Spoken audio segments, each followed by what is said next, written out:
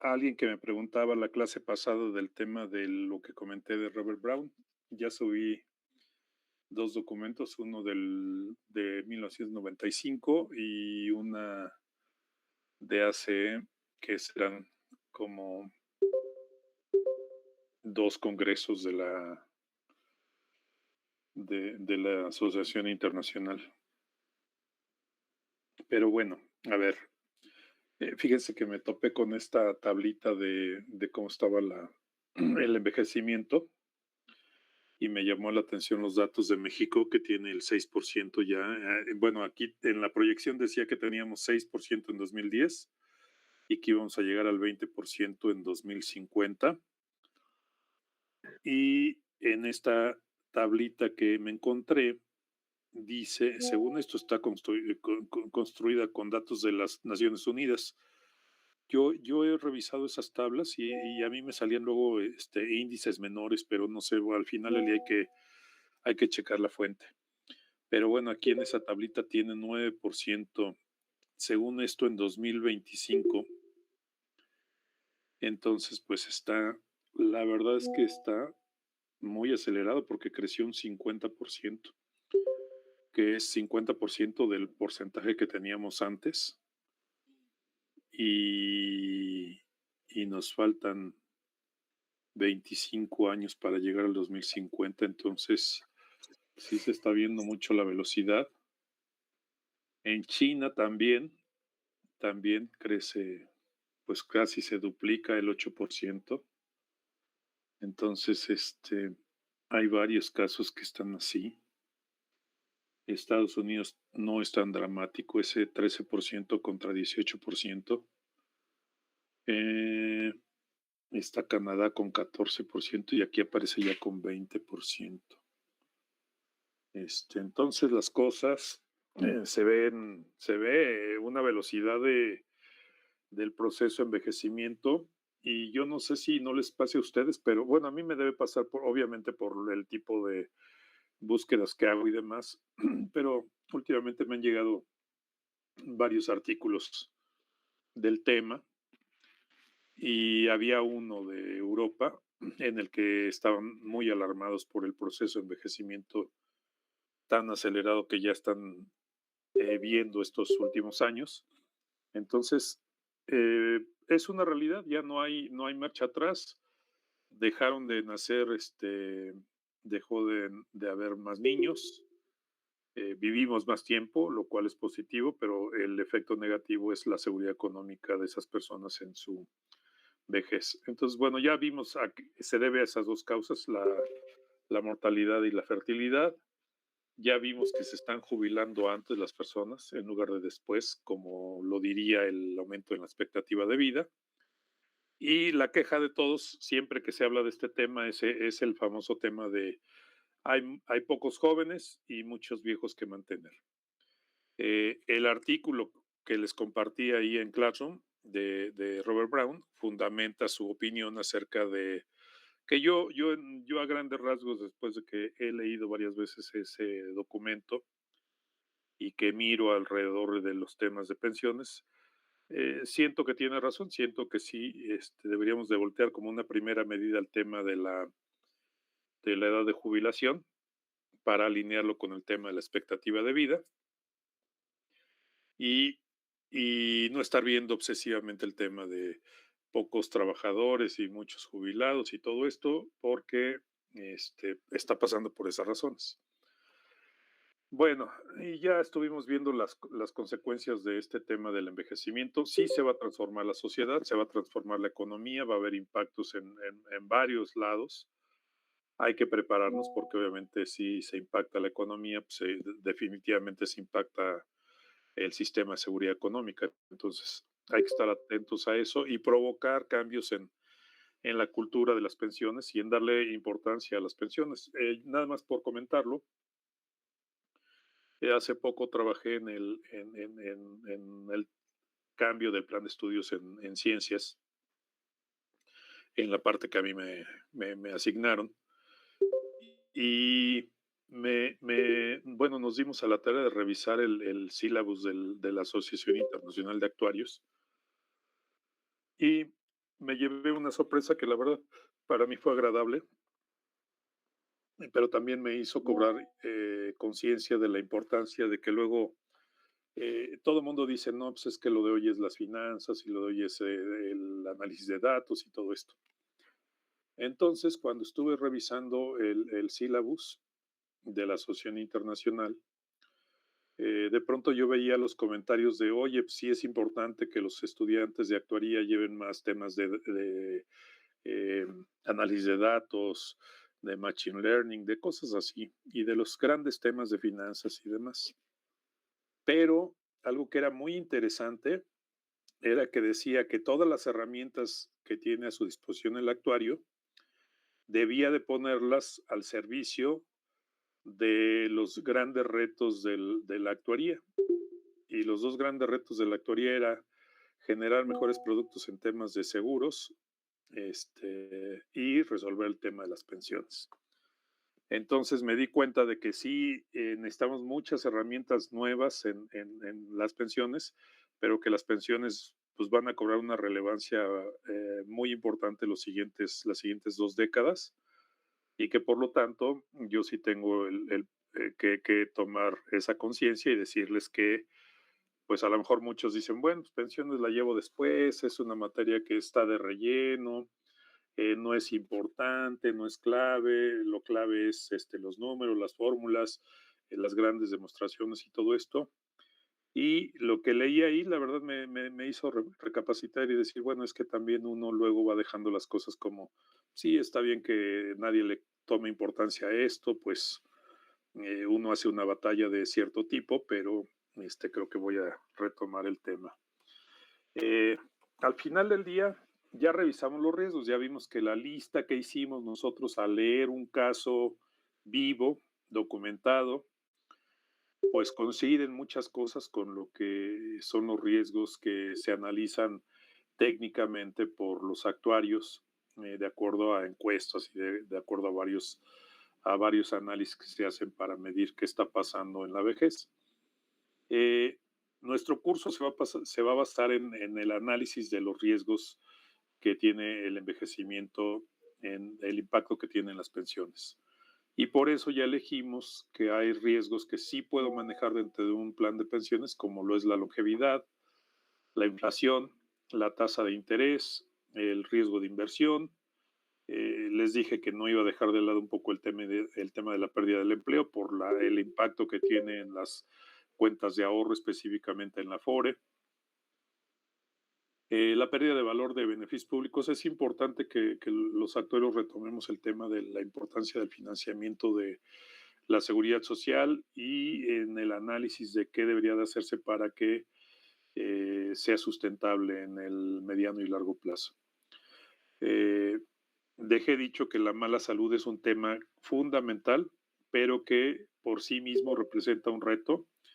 Así es que la salud, el tema de financiamiento de la salud, eh, aunque está financiado, si nos vamos al tema de la seguridad social, está financiado junto con el costo de las pensiones, tiene un costo separado y obviamente está financiado en una población muy grande.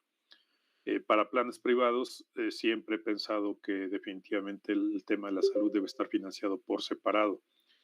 He estado haciendo algunos análisis de temas de planes de salud en edad avanzada y los costos debido a cómo están comportándose las primas de gastos médicos, sobre todo en edades avanzadas, la verdad está cuestionando la viabilidad de financiar planes privados de gastos médicos para jubilados. Y el otro tema, pérdida del cónyuge, pues ese sí corresponde a las pensiones, porque es evidente que si la jubilada, el jubilado tiene una pensión y su cónyuge depende de esa pensión también para su sustento, es importante que permanezca el cobro de la pensión, aunque fallezca la jubilada, el jubilado. El tema de gastos imprevistos se me hace importante, eso es algo que hay que tener en mente. Y el tema social de fraudes, maltrato que están sufriendo los viejos, también hay que prestarle atención. La verdad es que creo que es algo que está pasando seguramente por todo el tema cultural que estamos migrando de cómo convivimos y a qué le prestamos atención, a qué le damos valor. La verdad, yo sí pienso que el tema de sentir que alguien no es productivo solo porque es viejo y que ya no está trabajando y que no aporta lo que se quiere en la familia o lo que quieren las familias que den los viejos, pues la verdad no justifica de ninguna manera que no se les trate adecuadamente. Ese sí me parece que socialmente, aunque México siempre se había caracterizado por un cuidado y un respeto hacia la vejez, me parece que está pasando a otras etapas en las que a lo mejor ya está cambiando. Y los últimos dos temas creo que sí son auxiliares del tema de la visión de cómo se va a resolver el tema de las pensiones. Creo que la planeación del retiro y la educación financiera son definitivamente elementos de un cambio de cultura hacia este tema de las pensiones. Y bueno, entonces ahora les voy a platicar un poco, y necesito su retroalimentación, del riesgo. Lo estoy viendo de una manera muy sencilla, porque obviamente hay varios enfoques que se le puede dar a cada riesgo. Le voy a dar el más sencillo, lo que podemos hacer dentro de el manejo en un plan de pensiones muy simple. Si queremos que la persona tenga un ingreso durante su vejez que le dé seguridad económica, pues el ingreso que debe recibir es adecuado. La pensión debe tener un monto pues que garantice que la persona va a tener una vida digna en su vejez. Eh, la última reforma a la ley del Seguro Social, la que lleva al 100% la pensión para ingresos, para sueldos de cotización menores a cerca de 17,000 pesos, pues ya resuelve para esa franja de ingresos de alguna manera las jubilaciones. Y luego, la otra parte de la solución es que ese ingreso se pague de forma vitalicia. Esa sería, digamos, el manejo de ese riesgo para que hubiera seguridad económica. Eh, el reto está en que pues no todos pueden tener el 100% de su sueldo. El costo sería muy alto. Eh, ¿Cómo vamos a manejar ese riesgo? Con instrumentos, pues un pago periódico, definitivamente no puede ser que se le entreguen las reservas a una persona para su jubilación y de preferencia que sea una renta vitalicia. Y se ha analizado el tema de seguros de longevidad. Yo creo que se tiene que entrar ya con seriedad a ver ese tema, porque en la medida que haya más personas en edad avanzada, pues el riesgo va a crecer. Entonces hay que analizar ese tema.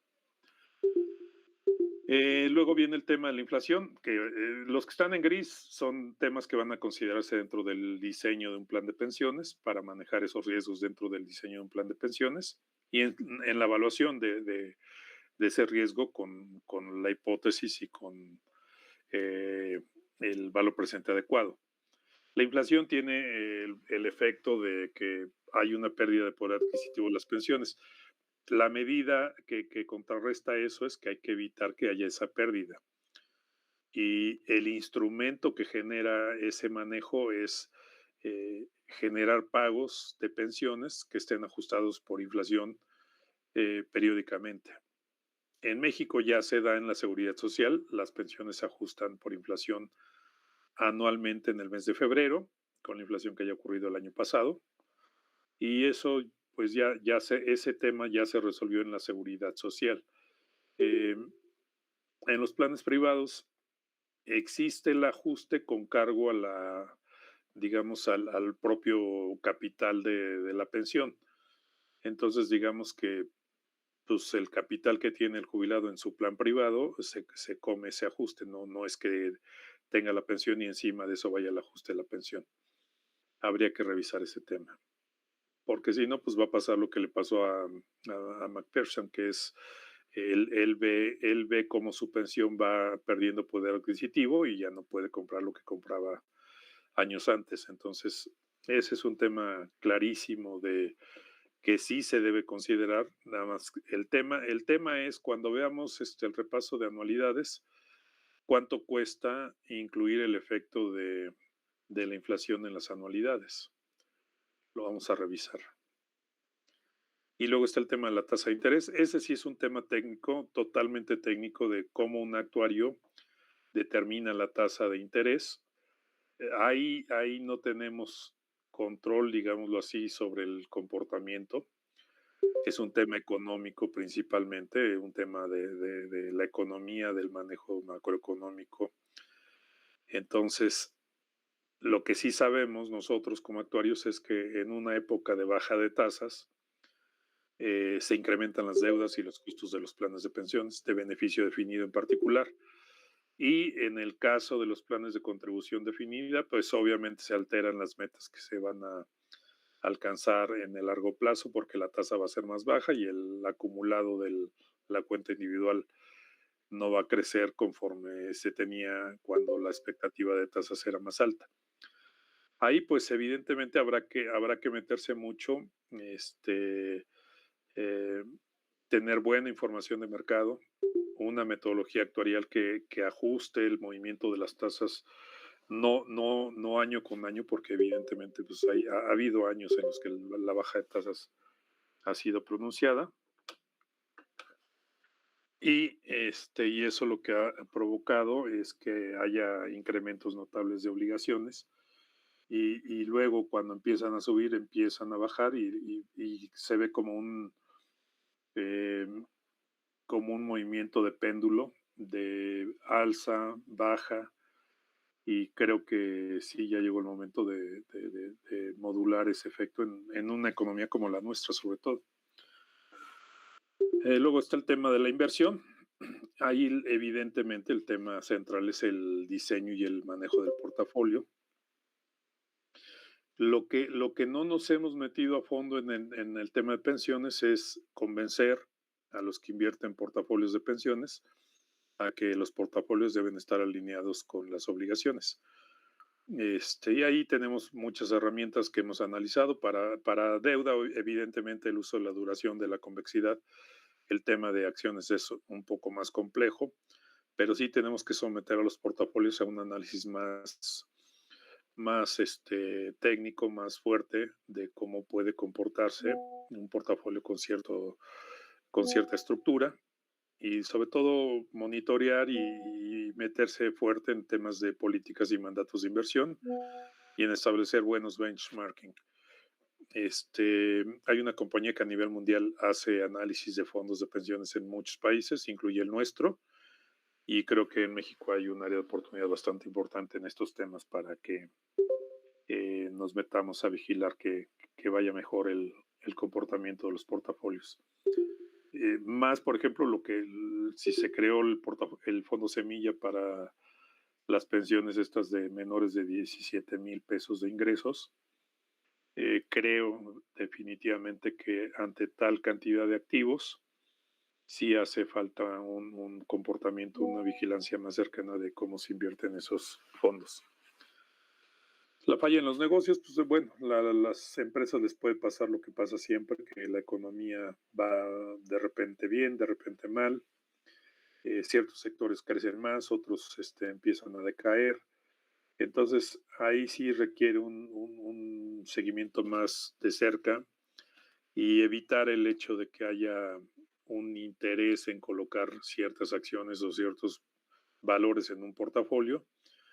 Y sobre todo hablando de pensiones, hay que vigilar que no sea cualquier tipo de valor y que el riesgo no sea alto. La pérdida del empleo, como les digo, es un tema sumamente importante. Ahí sí hay que tener cuidado porque afecta a la acumulación y las contribuciones por ejemplo, en este caso a las AFORES, a tener una carrera completa con aportaciones o a tenerla totalmente incompleta. Ahí lo que hay que vigilar más es pues cómo se comporta la economía, el tema de lo que establecen las leyes, el tema de la capacitación. Por ejemplo, las leyes en el tema de pérdida del empleo pues, establecen el pago de una indemnización legal en el caso de despido. En México es muy normal que no se paguen esos beneficios. Entonces hay que tener mucho cuidado en ese tema porque pues, si es de alguna manera es un capital que sí podría apoyar el hecho de que no se detengan las aportaciones, al menos en un corto plazo. Y también concientizar a las personas de la importancia de cuidar sus contribuciones, de en la medida de lo posible seguir haciéndolas, al menos voluntariamente, y también para el tema de conservar los empleos, que haya una idea de formación permanente, capacitación permanente. El tema del seguro social, pérdida en valor de beneficios públicos, ahí sí se requiere que haya una vigilancia más de cerca del seguro social, que se presione mucho para que se cuide la forma en la que se otorgan los beneficios. También es un tema importante, hay que analizarlo. Es esa búsqueda de maximizar los beneficios del seguro social sin haber hecho contribuciones de acuerdo a esos beneficios que se quieren recibir al final de la carrera. Yo sí creo que ya llegó el momento de calcular beneficios con promedios de carrera completa para ajustar los beneficios a lo que realmente se contribuyó. Si el salario era bajo, pues que obviamente pues, se ajuste a esa carrera y que no sea el calculado el beneficio solamente con los últimos 5 años. Y también creo que hay que estar más cerca, hay que vigilar mejor cómo funciona el sistema, que sean públicos las evaluaciones actuariales, que haya un equipo más eh, apartidista, que sea más no puramente técnico, porque necesita una visión de cierto tipo los planes de pensiones, pero sí que las personas que estén en este consejo de vigilancia tomen decisiones más basadas en temas técnicos, en datos, en perspectivas que apoyen a todos los jubilados. El tema de mala salud ya lo comenté, no es menor el tema de salud. Creo que algo que se debe de hacer mucho es no quitarle el ojo, decir solo las pensiones importan, no. El cuidar la salud es muy importante porque si se descuida la salud de un jubilado, cuando llega a edad avanzada, pues luego necesita gastar dinero y puede gastar dinero de la pensión y empieza el problema que vimos en el artículo, en el ensayo de McPherson. Eh, Creo que sí, el cuidado, la cultura de cuidado a la salud es sumamente importante para que lleguemos cada vez más sanos y que vivamos más años sin tanto gasto en salud en la vejez. Y para ello pues, el sistema de salud completo debe de provocar eso. Obviamente los seguros privados también creo que tienen que diseñarse mejor.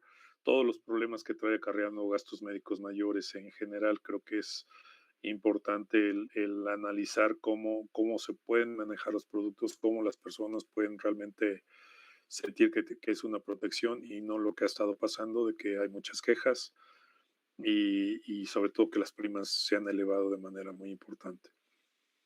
Y luego está el tema de la cultura de salud, creo que eso es importante. Para el tema de discapacidades y necesidades de instalaciones adecuadas, yo creo que ese es un tema que va a crecer. No es toda la población en edad avanzada la que van a estar tipo de cuidados, pero creo que hay que evitar que se llegue a estos casos.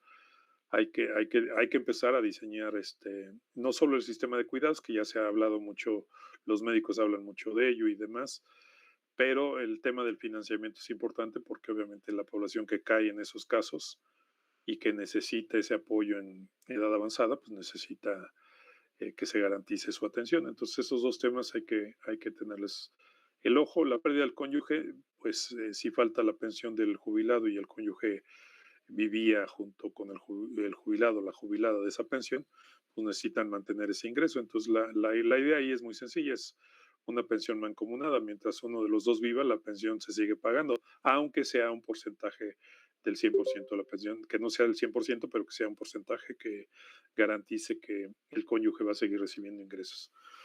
Gastos imprevistos, creo que ahí va a haber que diseñar ese tema, va a haber que ver más temas de presupuesto, enseñar más educación financiera, pero definitivamente también por ahí debe haber instrumentos de seguros y a lo mejor un poco de mutualismo que podría ayudar en ese tema. Fraudes y maltrato, ya dije, es un tema cultural y todos los temas de educación financiera y planeación del retiro definitivamente están abandonados, pero yo creo que se van a poder mejorar en la medida que, por ejemplo, la carrera también trabaje más en eso. Bueno, comentarios, dudas hasta aquí. No, profesor. En el apartado de pérdida de trabajo, de aportaciones al sistema, no entendí muy bien esa parte, profe. Ok, mira, ¿qué le pasa a una persona el día de hoy si pierde su empleo? Pues como pierde su empleo y ya no va a haber contribuciones a la seguridad social, él deja de hacer contribuciones porque obviamente pues ya no tiene su salario. Entonces, algo que comenté ahí es lo que dice la ley si tú pierdes tu empleo, y eso es algo que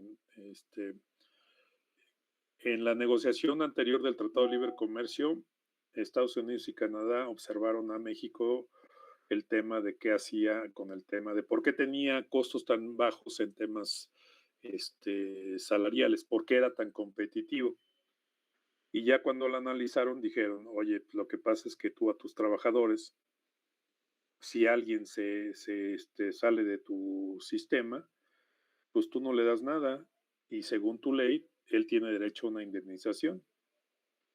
Entonces, como no le pagas esas cosas y luego dicen, bueno, pues y además también muchas empresas no le dan beneficio a sus empleados, no tienen mejores seguros de salud, no tienen un buen seguro de vida, no tienen otras cosas que pues, les ayudarían a veces para sobrellevar situaciones como perder el empleo.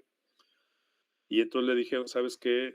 Nosotros queremos que garantices en la ley que sí les vas a pagar todos esos beneficios que tienen los empleados. Y de hecho le dijeron a México, nos vamos a quedar observando los cambios que vas a hacer y cómo le vas a hacer para mejorar la situación salarial y de beneficio a los empleados, incluyendo esos pagos que garantiza la ley y que no les están pagando. Pero México pues agarró y les dijo, no, no necesitas quedarte, lo voy a hacer, pero pues tú vete, ¿no? Pero evidentemente pues la práctica de tantos años, de 40, 50 años de que pues no se hacía, pues se sigue sin hacer.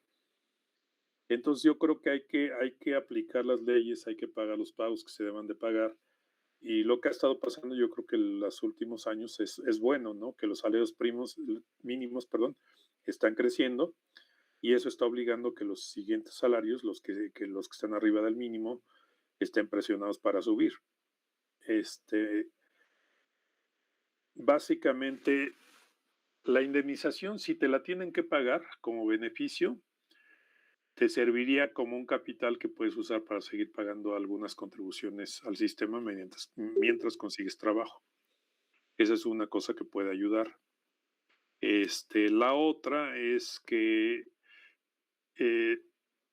si tú al quedarte sin empleo haces uso de tu cuenta individual diciendo ahí tengo dinero, lo voy a usar para vivir ahorita, estás provocando un doble efecto, estás disminuyendo tu cuenta individual y y al mismo tiempo la ley te castiga y te quita años de cotización, que aparentemente el castigo te debería de frenar de quitarle dinero a tu cuenta individual que en el largo plazo va a ser el capital para tu pensión. Entonces ahí también hay un tema de capacitación, de decirle a las personas, no, eso no se usa así. Tu cuenta individual es pues casi sagrada y es mejor que busques otra forma de tener dinero, ¿no? Entonces, a eso me refería. No sé si eso explicó un poquito más ese tema. Sí, profe, ya un poco más. Entonces, la verdad es que sí, la educación financiera al final del día sí va a ayudar en muchas cosas, pero también la economía y las empresas tienen que hacer algo más. De hecho, este Black and Rock, perdón, que seguramente ustedes conocen, han escuchado, es la empresa de fondos más grande del mundo. Tiene fondos muy buenos para pensiones a un costo realmente muy competitivo. El CEO de Black and Rock saca una carta cada año para sus accionistas y en por lo menos los últimos 4 o 5 años, 2 veces ha abordado el tema de pensiones en su carta a los accionistas, que obviamente son grandes empresas de inversión y empresas que colocan valores, ¿no? Entonces, fíjense lo que les ha dicho en esas cartas, les ha dicho que Vivimos tiempos muy agitados, muy difíciles, con mucha incertidumbre, que los trabajadores están sufriendo de manera brutal todo lo que está pasando. Y les dice, bueno, miren, pues hay cosas que hay que hacer en el corto plazo, pero en el largo plazo, un tema crítico, importante, son las pensiones. Y lo que les pide a los inversionistas es cuiden a sus trabajadores, ayúdenles a navegar el tema de la jubilación porque no tienen mucha idea y va a ser sumamente importante en el futuro. Entonces, así están las cosas. ¿Alguien más?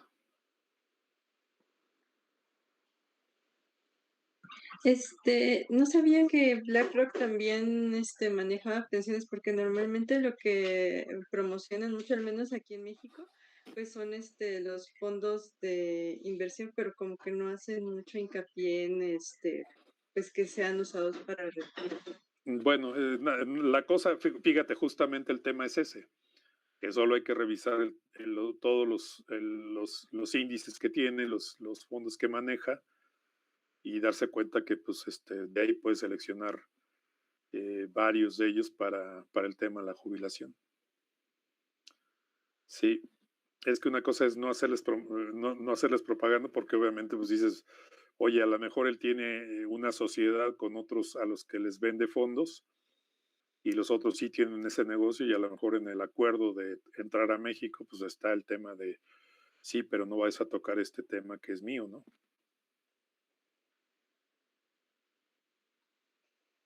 Pero bueno, ahí están los fondos, hay que revisarlos. Miren, el tema de seguridad económica es al final del día cuando pasa algo como la jubilación, todo el mundo quisiera tener seguridad económica, tener la seguridad de que va a estar bien. Lo que describe el artículo de McPherson es justamente lo contrario. Hizo todo lo necesario y además el sistema que lo protegía a él, pues la verdad no le ayudó. Y todo el mundo quisiera llegar a la jubilación y estar bien financieramente, físicamente, mentalmente. Pero una cosa que es básica es si no tienes seguridad económica y estás seguro que vas a tener lo suficiente para vivir hoy, mañana y pasado y cubrir todas tus necesidades, pues tienes un problema. Y ese es el problema que quiere tratar el tema de pensiones. Ya vimos qué causa la inseguridad económica y cuáles son las causas. Y una de ellas es la vejez. ¿Sí? Bueno, voy a hablar de cómo se crea cómo se constituye de manera básica un sistema de seguridad económica. Por ahí seguramente si se meten a estos temas van a encontrar un montón de clasificaciones y de cosas que se conoce como taxonomía, como una clasificación que permite analizar según esto los sistemas. Bueno, pues resulta que los sistemas, hay tres actores básicos en todas las economías capitalistas. Está el gobierno, están las empresas y están las personas. Y lo que pasa es que a lo mejor tendría que contarle la historia de la seguridad social, pero en una descripción muy breve de la seguridad social, ahí les va la historia.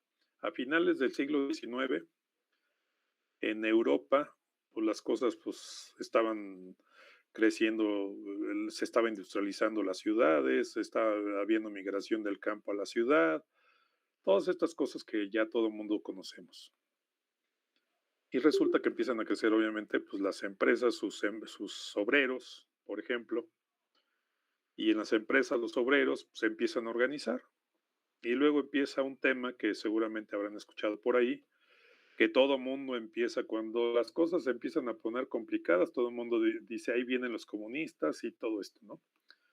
Los trabajadores en esa época del siglo XIX pues, se estaban preocupados por las condiciones en las que vivían, llegaron a la vejez, no tenían nada, luego las discapacidades eran fuertes, los accidentes y el fallecimiento luego ocurría y no había protección, muchas cosas que pasaban.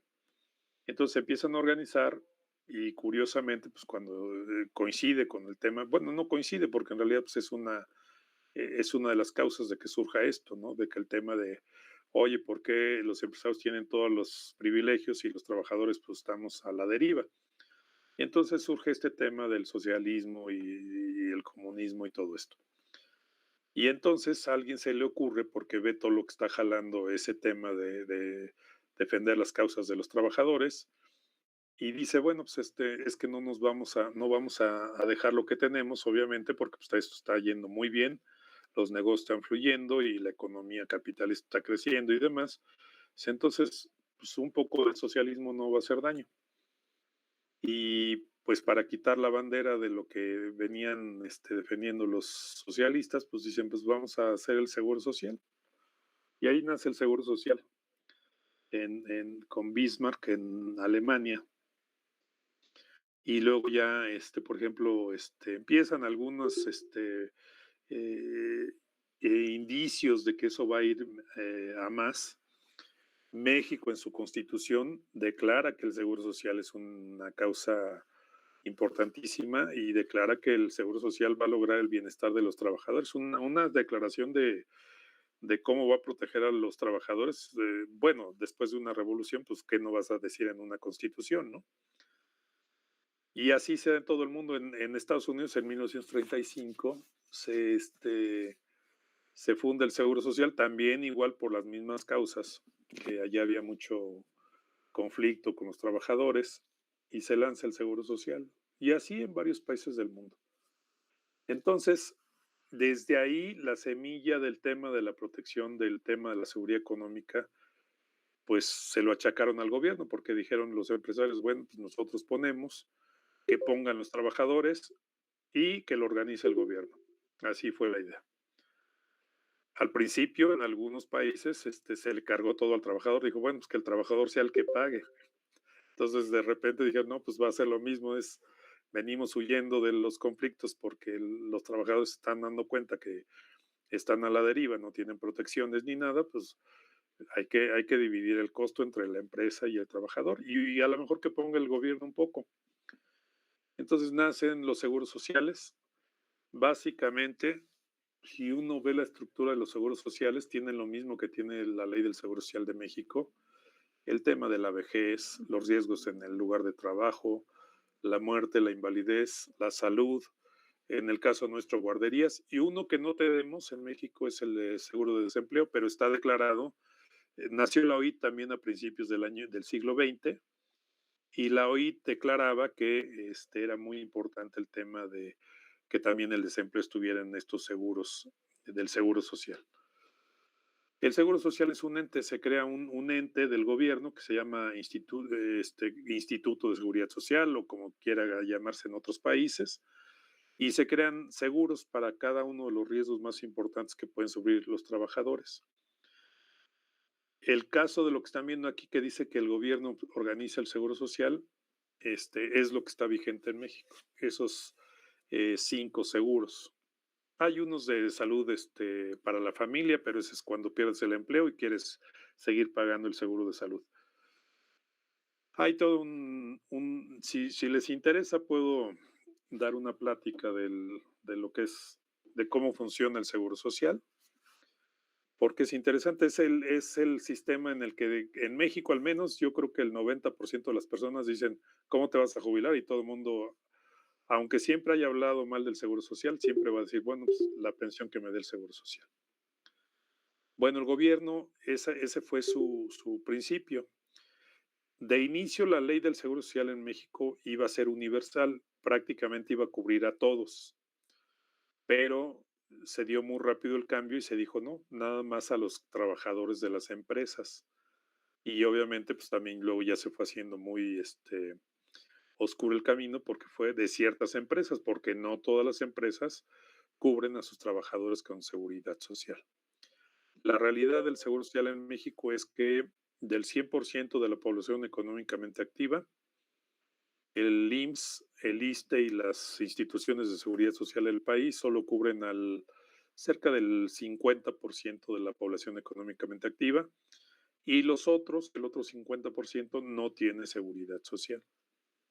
Tenemos un problema ahí. Entonces, ¿qué hizo el gobierno? Pues creó el tema de la asistencia pública, las instituciones públicas pues, podríamos decir, de protección social. Ahí a través del tiempo se hicieron muchas iniciativas, pero el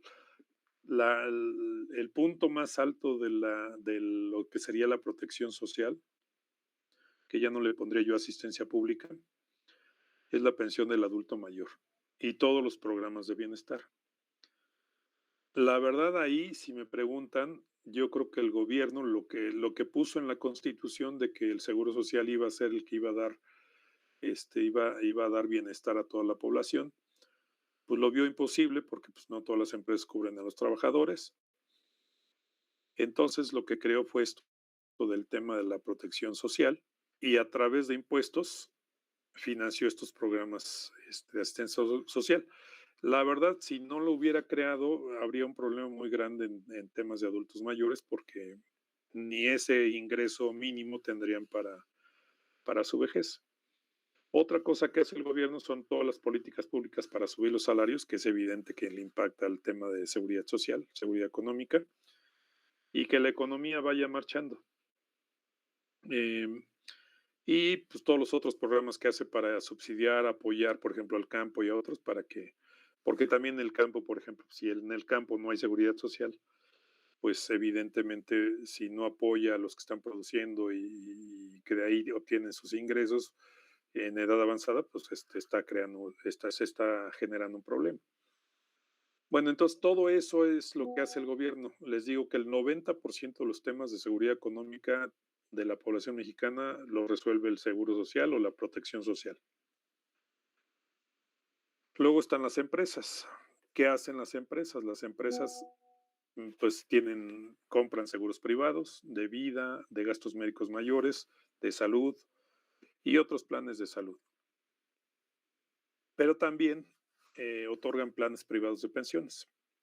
No son muchos, porque a lo mejor hay como en los censos económicos de empresa en México hay 600,000 empresas y solo habrá alrededor de menos de 3,500 planes privados de pensiones, que cubren como a 1,000,000 de trabajadores. Acuérdense que la PEA completa debe estar arriba de 50 millones y la población del Seguro Social debe andar por los 23 millones de trabajadores. Entonces, solo 1,500,000 en planes privados de pensiones, pues no son muchos.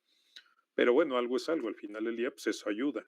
Sería muy bueno que se extendieran los planes de pensiones como complemento a la seguridad social. De hecho, los planes privados, las matemáticas de planes privados que vamos a ver en este curso, siempre contemplan que los planes privados de pensiones son complementarios a la seguridad social. ¿De acuerdo? Es decir, que si el Seguro Social me da una pensión, tú creas una pensión de un plan privado que va encima de la del Seguro Social. Si el Seguro Social te da 50% y el plan privado te da 20%, ya tienes un 70% de ingreso para tu jubilación, complementando el plan de pensiones privado al Seguro Social. Y evidentemente, pues mejorando los salarios, haciendo pagos por separación si ameritan, y otros beneficios cuando se van las personas en edad avanzada. Finalmente, las personas lo que hacen es comprar seguros personales de vida, de gastos médicos, de casa y auto y otros personales, y unos pocos compran planes para el retiro, planes personales para el retiro. Esos son muy comunes. Hay muchos de ustedes que han escuchado hablar de estos, a lo mejor hasta algunos trabajan en esto de los planes de ahorro para el retiro. Individuales, son individuales. Ya si una persona dice, a ver cuánto me da el Seguro Social, si la empresa me da algo ya gané, y adicionalmente yo voy a ahorrar para tener una mucho mejor pensión. Muchas personas que ahorran en estos planes lo hacen por temas impositivos. Realmente yo dudo mucho que haya una real visión de cuánto me da el Seguro Social, cuánto me da el plan de pensiones y cuánto necesito yo ahorrar para llegar a una buena meta al retiro, de ingreso al retiro. Esa parte, por eso el último capítulo del curso se enfoca en planes personales para el retiro. Las personas deberían de buscar, hay algunos en algunas industrias que buscan el tema del mutualismo, les ayuda. luego se apoyan las personas con propiedades que tienen, luego también está pasando que se las están quitando los hijos y luego se los tienen que ceder los padres porque pues, los hijos todavía van a vivir más tiempo que ellos y ellos dicen, bueno, pues ya quédate con esto. El apoyo familiar es importante todavía en México, pero está cambiando. Y ya lo vienen temas de asistencia social y temas de capacitación que le ayudarían más a las personas. Así se genera un sistema de seguridad económica. Eh, eh, si yo veo la nomenclatura, la forma en la que lo ve eh, el Fondo Monetario, que creó la ola de las AFORES, de los planes tipo AFORE, de los planes de contribución definida, pues yo diría que esa clasificación parte en pilares. Dice, el pilar cero es la asistencia social, que no se paga con cuotas específicas de seguridad social. Entonces, la protección social es el pilar cero. El pilar uno es un seguro social que se paga con contribuciones de la empresa y del empleado y en parte del gobierno. Luego, el pilar 2 es planes privados de las empresas y el pilar 3 son los planes individuales. Por ahí luego llega a haber uno o dos pilares adicionales, pero básicamente, si se fijan, son estructuras que se asimilan a quién va a hacerse responsable de qué parte del sistema de seguridad económica. Pero a grandes rasgos, así se construye, así está constituido el sistema de seguridad económica en México. No sé si alguien tenga alguna duda de esto. Y por ejemplo, si supongamos que yo tengo la pensión que recibo del IMSS y aparte tengo un plan personal de retiro. Si, por ejemplo, ambas, sumando, superan el monto, no recuerdo, creo que era de 17,000 pesos mensuales para tener que pagar un impuesto al gobierno. Si las dos se suman y superan ese valor, tienen que pagar ese impuesto. Y Sí. aparte, si se le suma ¿cómo se llama? El pago vitalicio de la Afore, ¿también contaría? Todo. La ley del impuesto sobre la renta lo que dice es cualquier ingreso que tú tengas en la jubilación, lo que te paga el Seguro Social, lo que te paga la empresa y cualquier otro ingreso que asimile esa pensión, el gran total es el que está sujeto a impuestos. Ya Ah, por eso lo que hacen muchas personas es decir, bueno, no me jubilo ahorita del Seguro Social, tomo lo de la empresa y más tarde me jubilo del Seguro Social y pues como que en ese desfase Hacienda pierde el seguimiento de los temas. En teoría, si Hacienda tuviera información completa, te diría, ok, hace 2 años cobraste esto de un plan de pensiones y lo depositaste. Y ahorita estás cobrando una pensión del IMSS. Voy a tomar ese fondo que seguramente guardaste o no sé qué le hiciste, pero te voy a calcular qué pensión correspondería, se lo voy a sumar a la del Seguro Social y te voy a calcular el impuesto. ¿Sí? A lo mejor un poquito tomando en cuenta el efecto del paso del tiempo, etcétera, ¿no? Pero se sí, cobraría como en UMAS, ¿no? Entonces, fíjense que ahí yo creo que todos, por eso les digo que todos esos temas están sueltos en México y sí ameritan un análisis de cómo generar ese impacto impositivo. Yo lo que digo, la verdad es que me he hecho algunos análisis de ese tema. Yo creo que hasta cierto nivel de ingresos lo correcto, porque las personas nunca realmente siempre les faltaba dinero. Yo creo que hasta ciertos ingresos, por ejemplo, lo de los 17,000 pesos suena razonable para el tema de no pagar impuestos, por ejemplo. Y arriba de eso generar una gradualidad. Y ya los de muy altos ingresos, yo he pensado que incluso puede ser la tasa más alta de pago de impuestos. Se supone que tuviste ingresos muy adecuados para ahorrar una buena cantidad. Y también creo que los ajustes de la pensión tendrían que ser graduales en ese sentido, porque los costos también, pues, obviamente, se comen el financiamiento del sistema, o sea, o realmente son muy agresivos cuando se está analizando el financiamiento del sistema. De acuerdo, gracias. Sí. Si quieren, voy a preparar una plática del Seguro Social para la siguiente clase y les platico eso porque yo creo que a veces a familiares, a gente cercana a ustedes a ustedes les puede servir que tengan una mejor idea de temas de pensiones y también ustedes pueden empezar un poquito a averiguar más, a conocer más y a transmitirla a las personas que evidentemente necesitan más esta información, ¿no? Entonces, la siguiente clase voy a hablar del Seguro Social. ¿Ok? Bueno, a ver.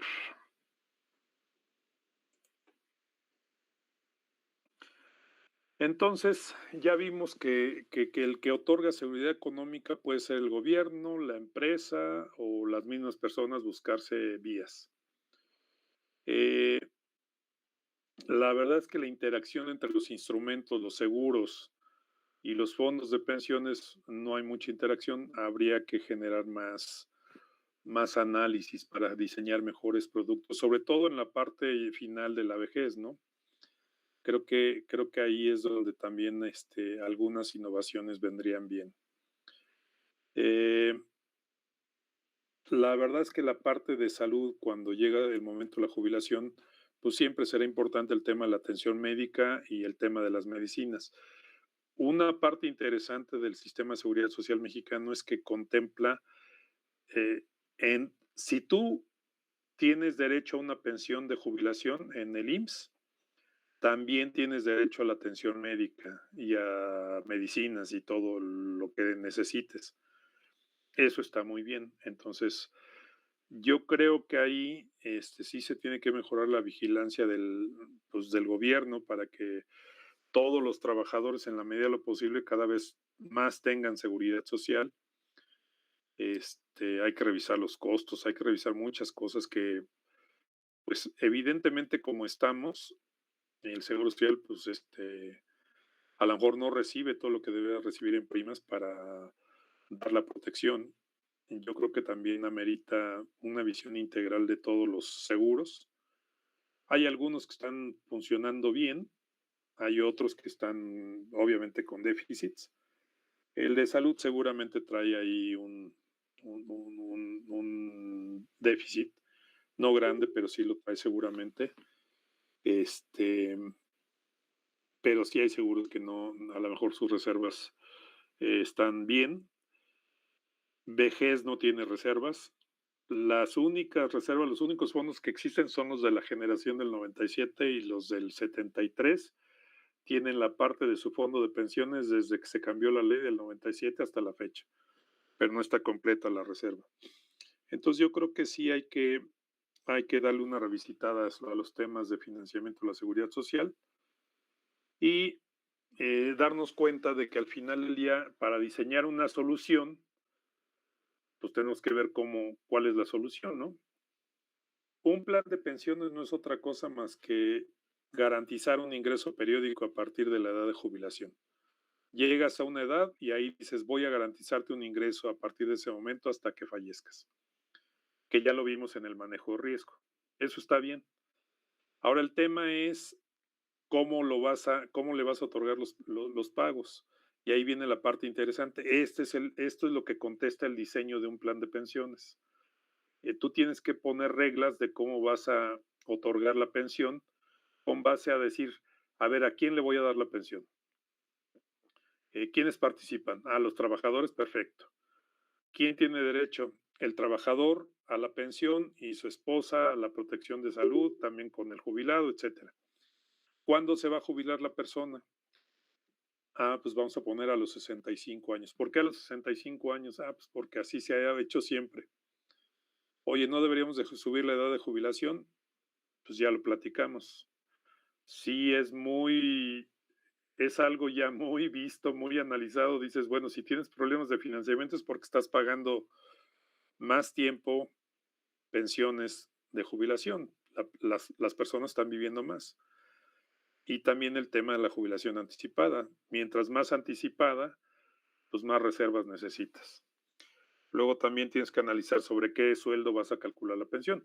Normalmente deberías de incluir el ingreso que se lleva a casa la persona como base para el cálculo de la pensión.